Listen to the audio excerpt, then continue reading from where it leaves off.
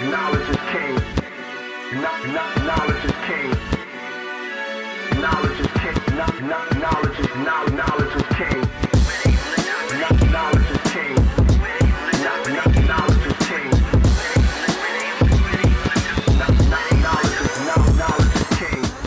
Hey folks, Daniel here. On this episode, we are installing rear springs on this Cadillac CTS. It's pretty much the same for all the CTSs, the ATS, and the 6th Gen Camaros, all alpha platforms. I'm gonna show you how it's done. Keep watching.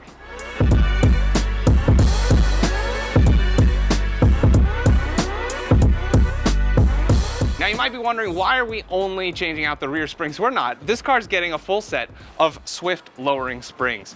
But I already showed you how to do the front springs in another video where I showed you how to do the McPherson front struts. It's exactly the same procedure. The only difference is you don't put your old springs back on. You put the new springs back on. Easy enough. Now the rear is probably a little less involved. I found it a little frustrating at first, but Rich is pretty good here with the tools, so he's gonna show you how it's done, and you should feel confident to be able to knock it out yourself and have a nice lowered car. We're installing these springs on the CTS VSport. Most people have always just put CTS-V lowering springs. You can get those from, say, Weapon X, or Renick Performance sells the Swift springs, and now they market the VSport Swift springs. Not really sure if they're much different, but you know, choose wisely. Either way, the V ones have also worked for people. No one's really complained. Your other options, if you really want to slam it, there are people that have done custom bag job. There are coilovers, but with coilovers, you're going to lose that mag ride suspension, which is a really great thing on this car. And I really doubt you have a dedicated track car. If it's dedicated, you know what? The adjustability of coilovers is pretty cool. But most of us are pretty happy with lowering springs. So this is the Hella V, and this is Rich. He has Instagram, Hella VS. Be sure to follow him. He has lots of little how-tos and such, things I haven't even covered. So Rich, you've already done lowering springs once before on a CTS, right? That is correct. I had a 3rd Gen CTS before this 3rd Gen CTS. It was a CTS4 all-wheel drive. I wanted to lower the car, and I bought Weapon X springs. The problem is that the all-wheel drive has front drive shafts that go right where the two-wheel drive, rear-wheel drive platform struts normally would be. The front struts on the rear-wheel drive cars are about 3 inches longer, 2 inches longer, so you can't cross over. And then you end up losing compression travel. It was great on flat ground. It was terrible on the roadway. Okay, and you know, I gotta say, there's a lot of people out there that'll think they know how the car feels. Rich has a really good experience with suspension. He can tell you with, I'd say, pretty good accuracy how a car feels. And by the way, if somebody ever says lowering a car makes the ride just the same as stock, that's absolute BS. It'll never be the same if you've lost suspension travel. You're more likely to bottom out on heavy dips. But yeah, on the freeway, a smooth freeway, you're not gonna notice a difference at all. So why have you now gone with Swift springs this time? Because previously you used the Weapon X, but they didn't even fit your car either way, right? Well, I mean, they fit the car enough to bolt it up and go down the road with it, right? So from that standpoint, it was fine. It was the loss of suspension travel under compression or large bumps that then put a shock through the cabin. And as my young son once said, the hit was so hard, he said it hurt his soul. And mine too. I thought I was going to crack a windshield. So ultimately, one of the reasons I decided to lower the car is I wanted to increase performance. Again, on flat ground, it was fantastic. On anything other than perfect tennis court smooth ground, it was garbage. Yeah. So for this car, I like high performance. I want to do some HPDE track days. I've done autocross with this car on 2 occasions, one with Dan, and I've had a great time. But as one of the photos from that autocross day showed, and I didn't realize it at the time, it felt like the car was leaning like a ship. So I wanted a firmer ride.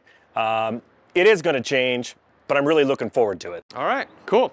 So these are the Swift springs from Renick Performance. By the way, they're probably changing their name to Refined Performance, so don't let that confuse you. We're gonna get these installed on the rear and show you how. For this installation, some important tools are ratchets, sockets, breaker bars, and wrenches. You'll need 10mm, 15mm, 18mm, and 21mm, as well as some extra tools shown here. Extensions will be very helpful, as well as universal joints or wobble extensions. A jack and jack stands is, of course, always required when working on suspension.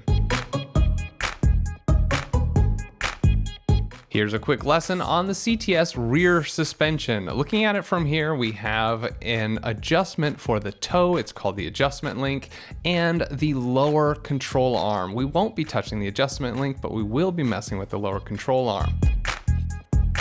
Over here, there's an upper control arm and an upper trailing link. We won't be touching those, but we will be messing with the lower trailing link.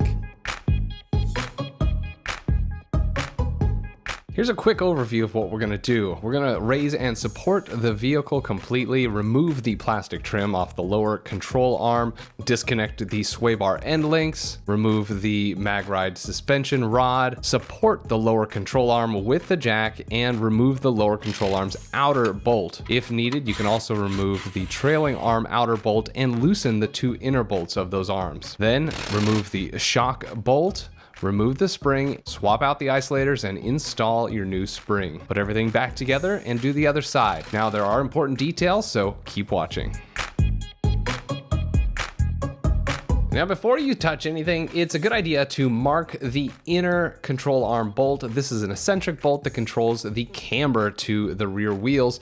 If you mark it, you can put it back close to where it was, and it'll be fairly in line for when you take it to the shop. All right, now time to get started with the procedure.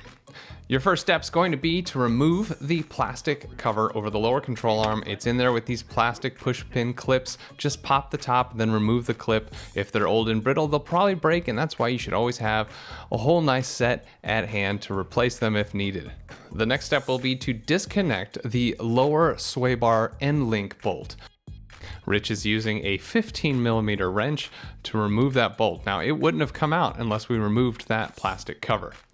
Now just push that up and out of the way. Next, we'll disconnect one end of the mag ride suspension rod. This rod tells the system where your suspension is compressed or not, so it can do the appropriate damping. Next, we're just going to initially loosen some of the nuts and bolts that we're going to be messing with, but not removing them quite yet. You don't have to do this, but it is helpful sometimes. The outer lower control arm nut and bolt is an 18mm nut, but on the backside, Rich is using a 15mm wrench. The impact gun right here is really helpful. Just loosen the nut, do not remove the bolt for safety reasons you'll find out later.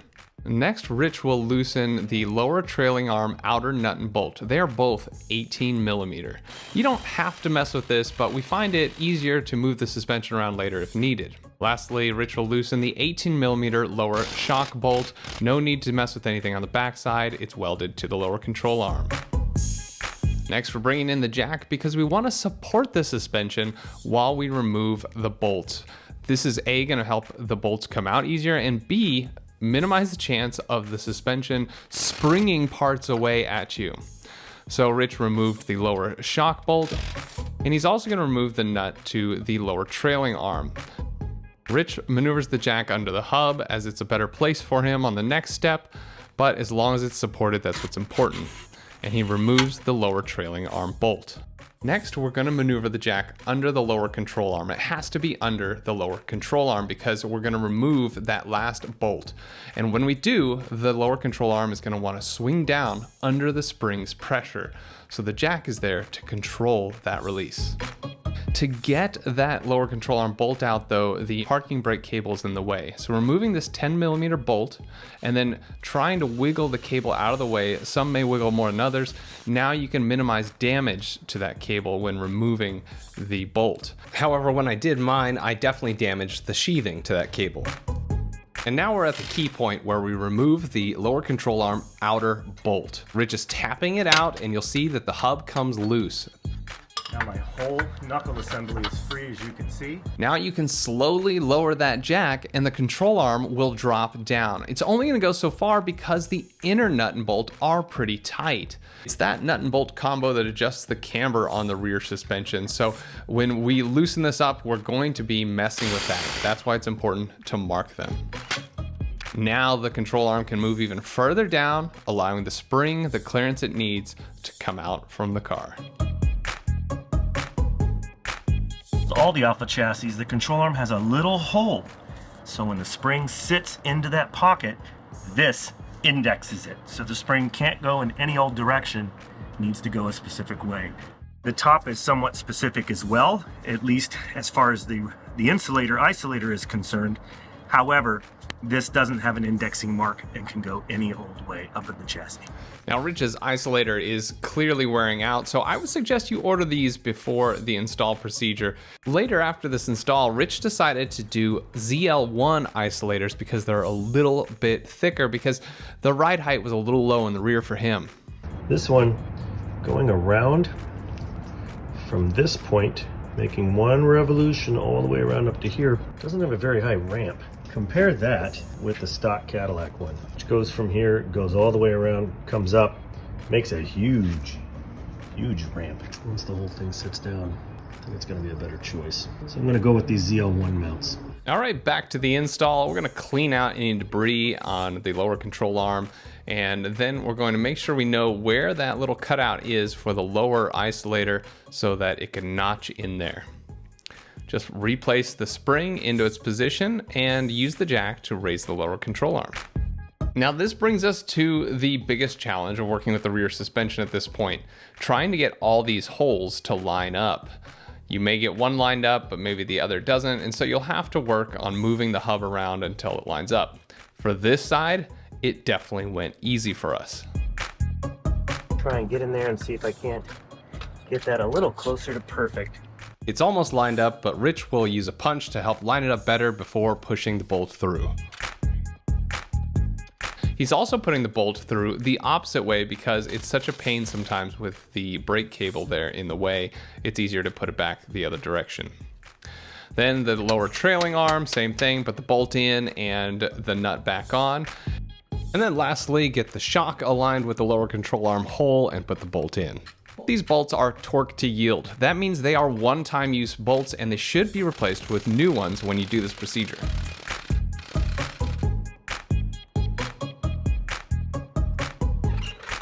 Don't forget to replace the 10mm bolt holding the parking brake cable to the hub. And then raise the suspension until the car starts to lift with it. This means that the suspension is fully loaded with the weight of the car, and only then do you want to tighten up all your suspension bolts.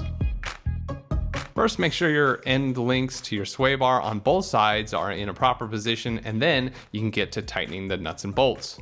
Now remember the inner bolt on the lower control arm, it controls the camber. So it's important to readjust it to a position where it was before, or maybe a little different. You can eyeball it, but either way, you're gonna get an alignment. There's no special order to tightening all of the bolts to spec, but we're gonna grab our torque wrench and start here. Rich just clicked it to 85 foot-pounds, and now he needs to turn it an additional 105 degrees. Good Lord, this is heavy. It's pretty darn tight, and you'll probably just end up pulling it as hard as you can. Next, for the outer lower control arm nut and bolt, it's going to be 110 foot-pounds plus 105 degrees. The lower shock bolt is 74 foot-pounds of torque plus 105 degrees.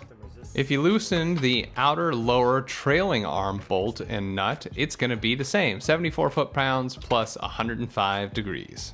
This is another torque to yield bolt, so it should be replaced. You'll notice the wrench resting against the jack. That's important because it tries to turn and you'll never get it properly torqued, so you need something to rest it against usually. After it's tightened, backing it off just slightly will help you get the wrench off the nut. If you needed to move that lower trailing arm a bit, you might have loosened the inner nut and bolt. If you have to retighten it, it's 52 foot-pounds plus 105 degrees. Lastly, reattach the sway bar end link. That lower bolt is 43 foot-pounds. Don't forget to reattach the mag ride sensor rod. If you don't, you'll get a suspension warning on the dash. Finish off the install by putting back the black plastic cover over the lower control arm. It only goes one way, and there's 4 plastic pushpin clips to go in. All right, congrats, your lowering spring is installed. Now you just gotta repeat it for the other side and cross your fingers that it goes just as smooth.